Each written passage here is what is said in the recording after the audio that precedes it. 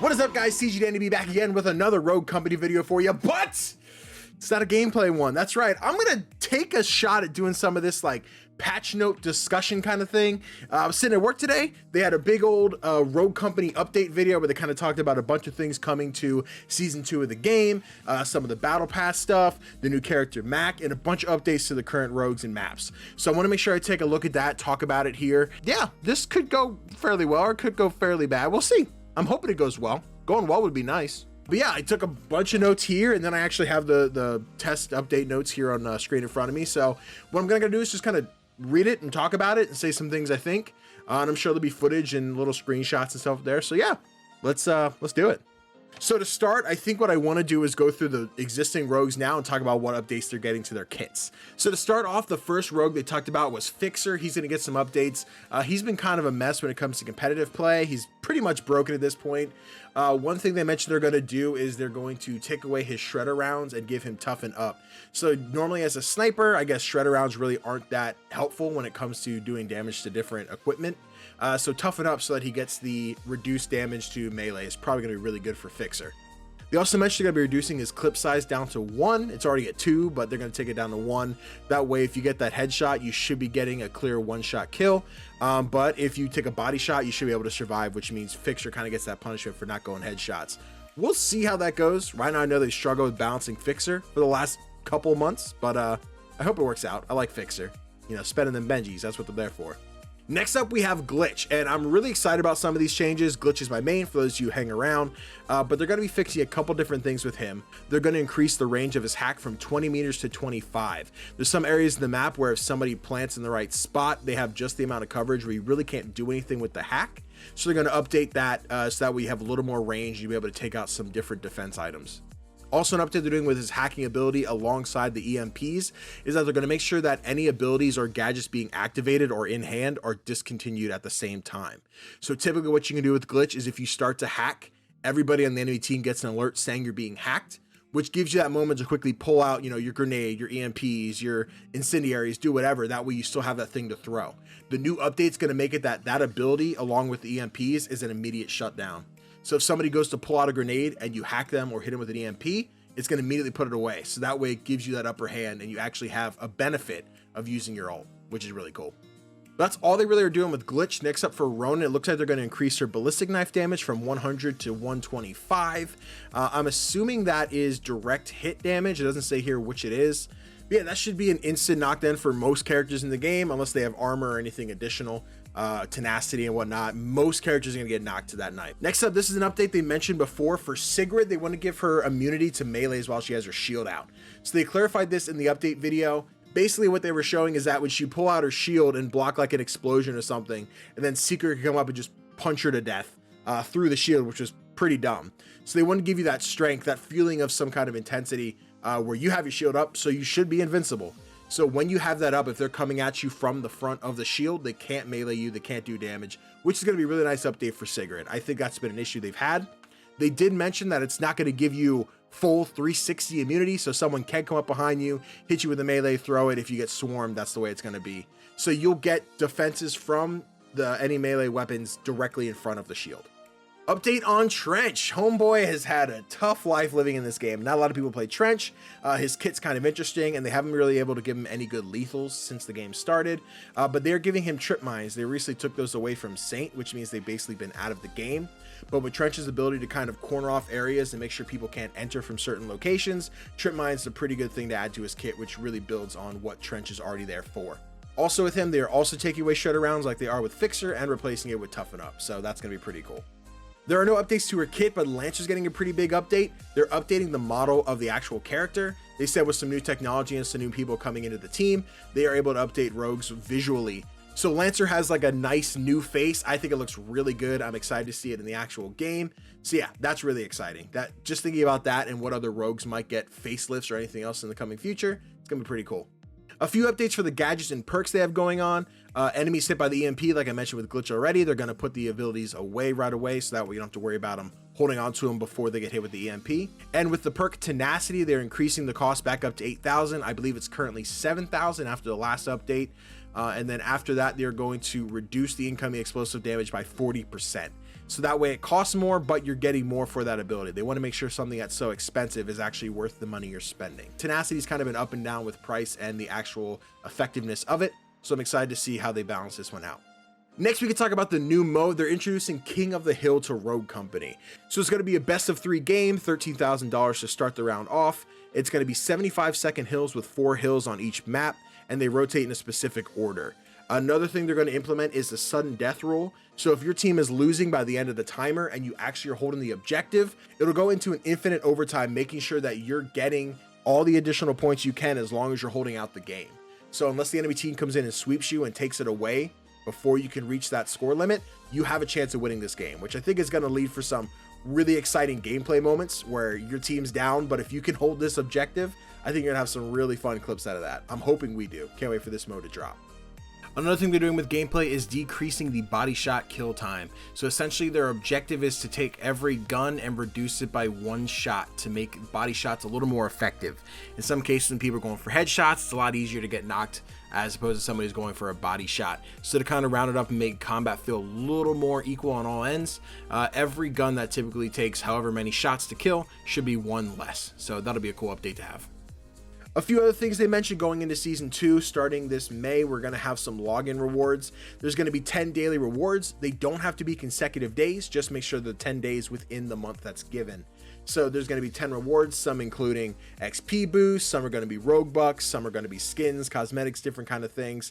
They mentioned and teased that there's going to be different kind of rewards later down the road in future months. So I'd expect some things like emotes, maybe some basic skins, a few different things probably to come, but I think the login rewards are going to be handled really well. 10 days, again, they don't have to be consecutive.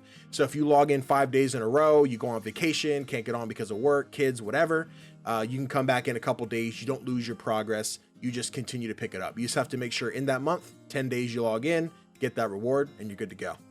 A little more Season 2 heavy, we're going to talk about some of the new things they want to add to competitive and as well as the Battle Pass rewards. So they are adding Battle Pass challenges. This is very reminiscent to something like Fortnite, where each week they give you a set amount of challenges. It looks like they're going to be sitting around 4, which are going to be do this certain thing in a match, do this thing, play with this character, use this weapon, all kinds of different stuff.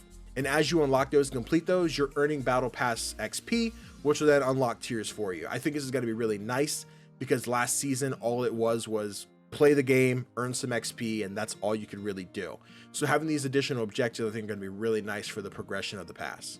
And along with that, for competitive, they are adding rogue bans. So this is something you see in games like League of Legends or other competitive games. You're going to be able to ban certain characters. So at the beginning of each round of a competitive game, your team gets to vote on a rogue you don't want the enemy team to have.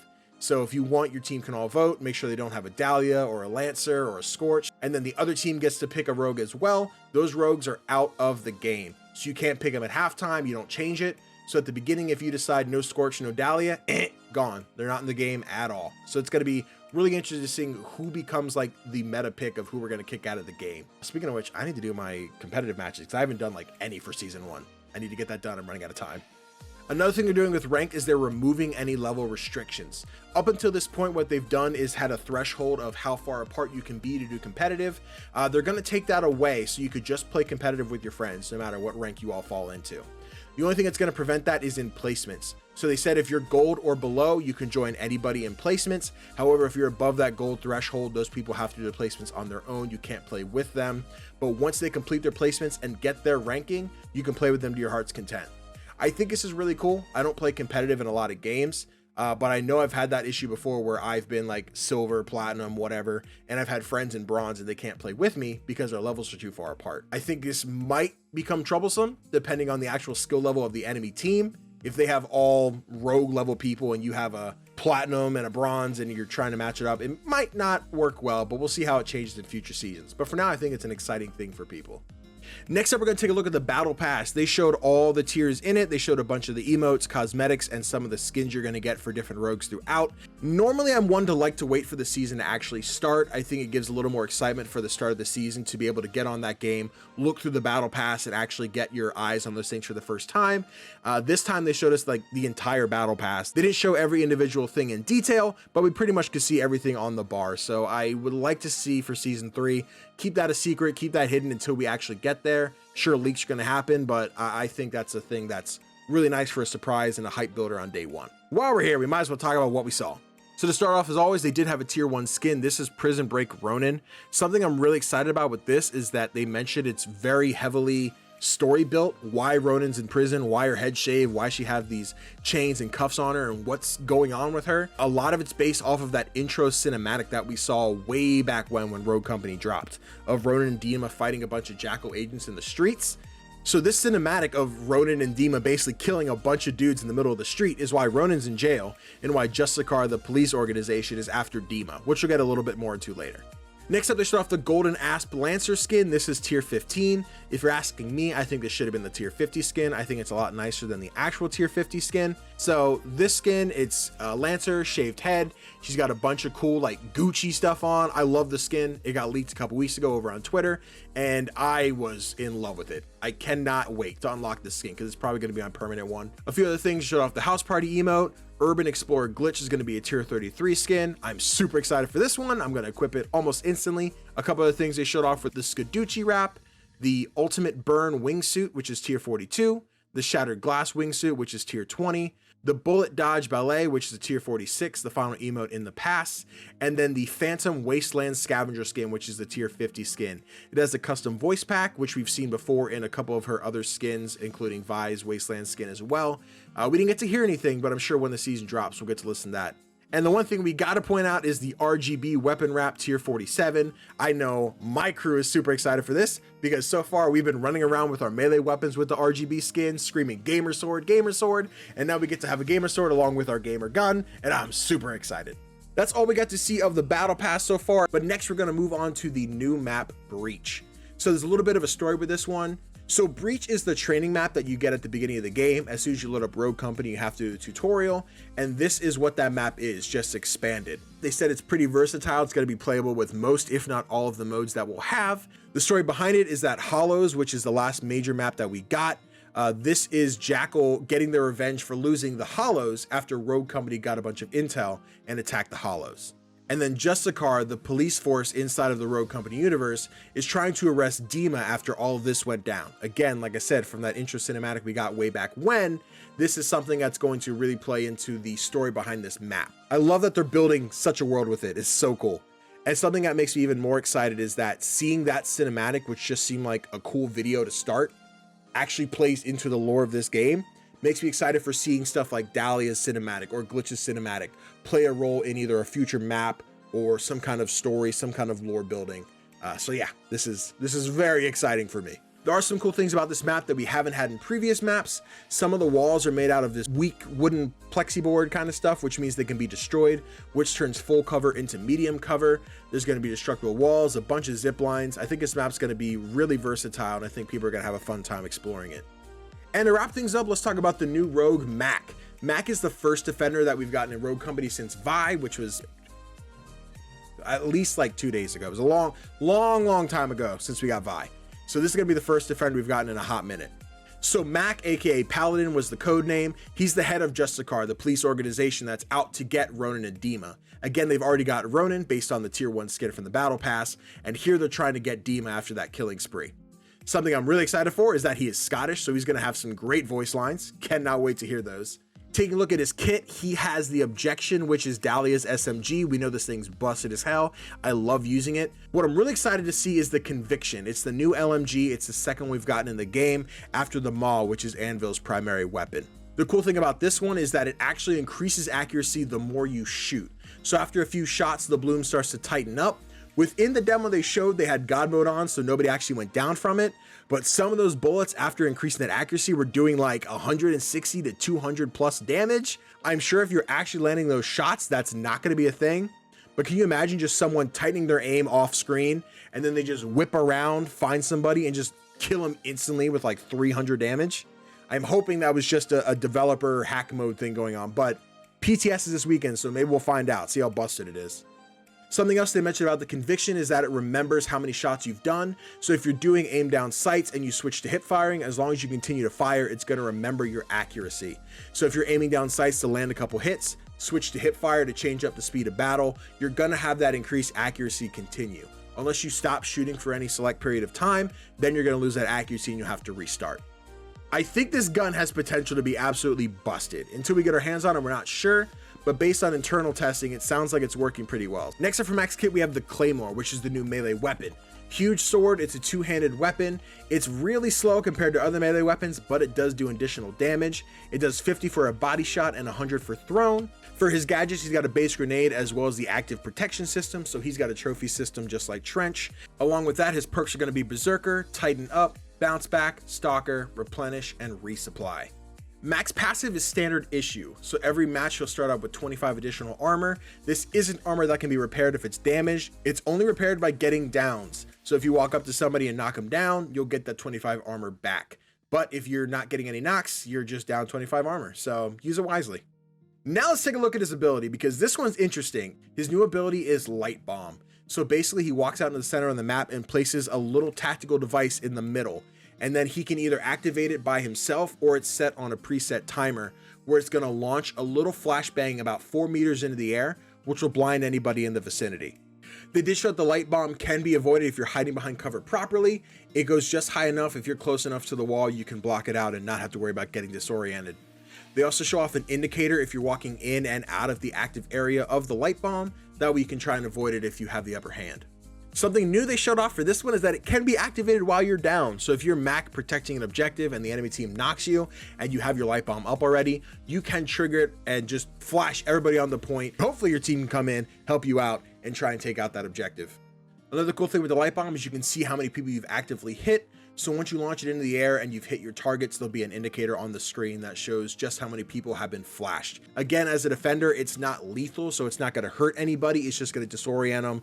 That way you have the upper hand and you can take them out if they're trying to take the objective or trying to push. So yeah, I think that covers most of the important things for this Rogue Company update. I don't know how often these type of videos are going to be coming from the Rogue Company team, but I'm really excited for them. I was just really, not overwhelmed, but excited to sit and watch, like, hey, we're going to talk about this, we're going to talk about this, and we're going to show the skins and the battle pass. I think there was a lot of cool information here today. I think if you're a Rogue Company fan, this is definitely something to check out. If you missed it on Twitch, you can also catch it on YouTube. They put the whole thing up. In case I missed anything, you might want to watch that as well. Yeah, the only thing I could really ask them to upgrade next time is to make sure Scott's mic's a little bit further from his mouth. I can tell you how many times they're talking about Mack, and I just heard. Like we said, this one's going to hit. So you guys are hopping in there, getting plenty of play time. Nick, I got to be honest, it's a little, you know. Scott, in season 2, we're going to be changing that up just a little bit. Whew. I'm just playing, Scott. I love you. Yeah, guys, that's all I've got to tell you about Rogue Company Season 2. I'm sure we'll get some more information in the upcoming days. At this point, I think we have maybe, 17 days left of Season 1? So Season 2 is right around the corner. What about Season 2 are you most excited for? Let me know in the comments below. I'd love to hear what you guys have to say. And what are some other things you'd like to see changed in Season 2? I think that's a video I want to make here leading into the next season. I'm on a tight schedule here, so I'll see if I can actually get that done. But yeah, I think there's some really cool changes they could do with Season 2. It might not come around based on the information we got today. But yeah, if you want to hear about that video, make sure you hit the subscribe button. That way you can stick around, catch the other content coming in the future. And of course, if you enjoyed the video, please do me a favor, hit the thumbs up. That way more Rogue Company nerds like me, myself, and you can watch this video as well. I hope you guys enjoyed, and I'll see you next time.